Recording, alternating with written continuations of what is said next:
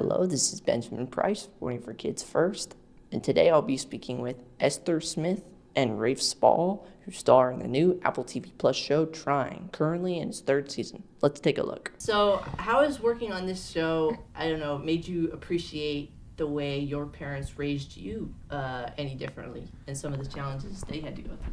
Yeah, well, I have so much respect for them because it's hard. I'm not a parent myself, so I've yet to experience that. But doing this job and being a parent in this show just shows, it's just love, and your parents are just trying to do the best thing for you, I think. And any time where maybe I might have felt like they were being unfair to me, or we've had these huge arguments, I look back now and I go, yeah, it's probably for my own good actually, but I didn't realise it at the time, and I was probably too stubborn to understand it. Yeah, I think it's very important that we're grateful to our parents, but it's also important to remember that we didn't ask them to have us. And it was their fault. And any hardship that they endured in raising us, then unlucky. I have 3 kids myself. That's what I have to, and it's tough. But no one made me do it. Yeah. It's up to me to take care of that, to clean my mess up. But look, I think we're grateful to the times where our parents are present, and I think that's one of the most amazing things about being a parent is just being there, showing up, and all of the things that are boring, or difficult, physically demanding, having to hold your little kid's hand as they fall asleep, and then commando crawling out of the room so they don't wake up, and night feeds, and it's like camping, but camping is glamorous, but it's got fun, but the boring stuff, bathing them and changing their diapers, all that stuff, that's where the love is. It might not be immediately gratifying, sure, but in the long term, that stuff all adds up, and it's very important. Yeah. And so also talking about moments from the show, there's a scene where you make sure that you and Tyler are on the same page in terms of which football club you root for. Mm-hmm. And I'm curious, as a father, at what point in raising your kids do you decide that you have to make sure that they side with you on sports? Yeah, it's a good question, and it's something that I've thought about. I have 3 kids. Now, there's a few reasons why you would support a specific football club, but only 2 that really hold water. It needs to be whatever your parents supported, or failing that, where you live, geography. I think they may well be British constitutional laws. I'm not quite sure. If they're not, then they should be. So my kids support Crystal Palace, which is a London club, which is the nearest club to where I grew up, simply because I do. And we'll see as they get older. We'll see if that. But I don't think it does. I think it's hard. It's hardwired. Unless you're one of those people that just supports the club that are doing the best, but they're not our friends. So, after taking a spin through the Wizarding World and then the Jurassic one, I'm curious what it was like to sort of settle into something like this for 3 seasons that is so kind of grounded and relatable.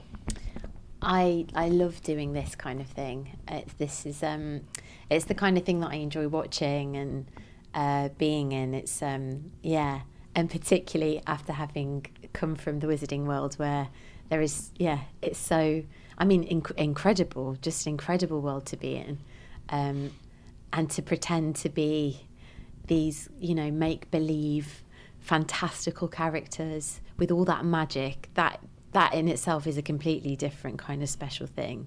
But this is this kind of thing, particularly our show, is definitely I think it's my favourite job. And I know people always say that, but it really is. It's and to get to do it for 3 seasons has just been a real treat. It's a shame there's no flying though in it, because that's, Season 4. you Season never know. 4.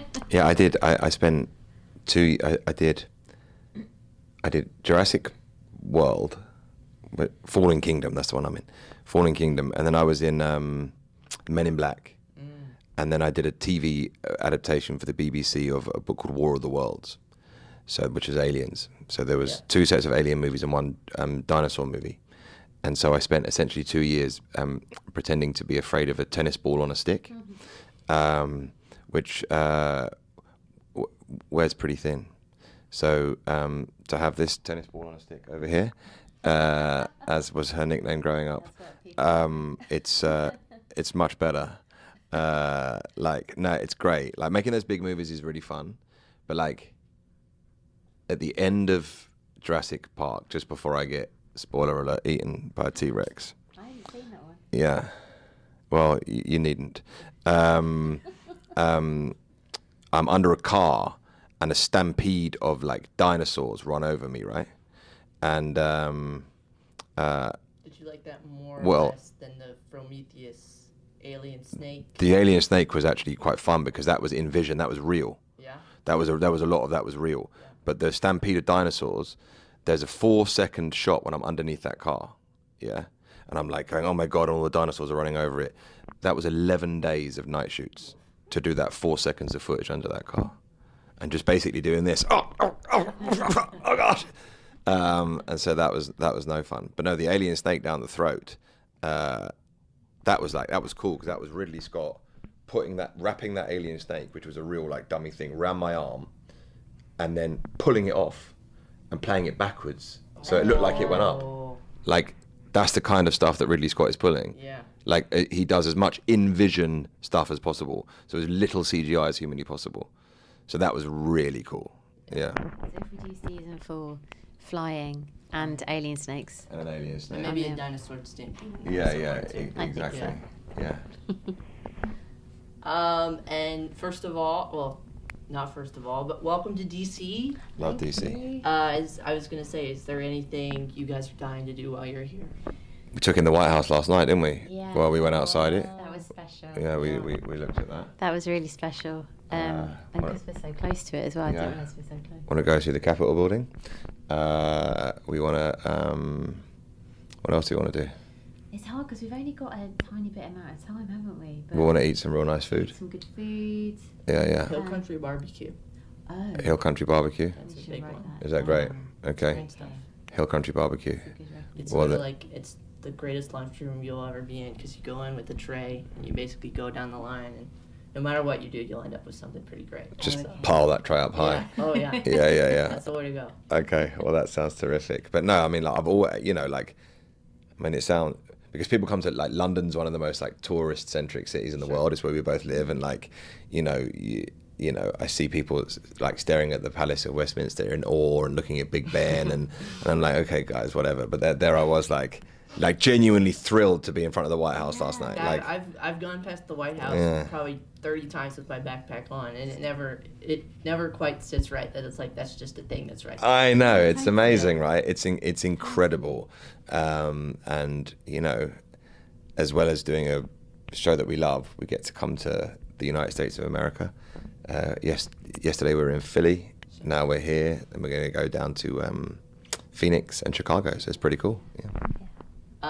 And my last question is, so obviously you guys have one writer behind all of these lovely episodes. I'm curious, at what point do you try to kind of badger him while you're on set to find out what's next for Nikki and Jason? I feel like I do a lot of badgering, and I try and dress it up in a very kind of like I'm not going to badger you way, but it's very obvious that I'm just going, okay, tell me what's going to happen. He tells you more than he tells me. He does, but what I've found out though, it often changes. It's not often what what he initially tells me it's going to be. So, yeah, which I think is quite nice actually, because then when you do get the scripts, it's always a nice surprise, and Yeah. I'm always surprised and always very moved, and I always laugh. He's so brilliant. But when I watch bits of the show, there's like whole jokes that I've forgotten. Yeah. like especially the bits with Scott and what's her name? Karen. I forget it all the time. And do you know what one of my favourite things is from this series? It really made me laugh. Made me laugh when I was reading it, and then watching it, it really made me laugh. Is when it's with Scott, actually, you and Scott, and you're in the financial building. You've gone to meet him to ask him for a loan to help you out with money, and he goes to drink his drink, and it's a candle, and I don't know what. Yeah, it's really silly but funny. It's so silly. Yeah. Also, because you can imagine that happening. Yeah. But no, it's really rare. I mean, he's written. How many episodes have we done? 8 times 3. 24. Yeah. Correct. That was a test. You passed it. Yeah. That was so quick. Yeah. To have written 24 episodes all by himself in this day and age is very, very rare, and it's amazing. And I think going forward, if we do more, he might need to share the workload, because it's a crippling amount of work, but it gives it a certain amount of authorship, like one single voice. I think is really powerful. So it's cool, man. Well, thank you both.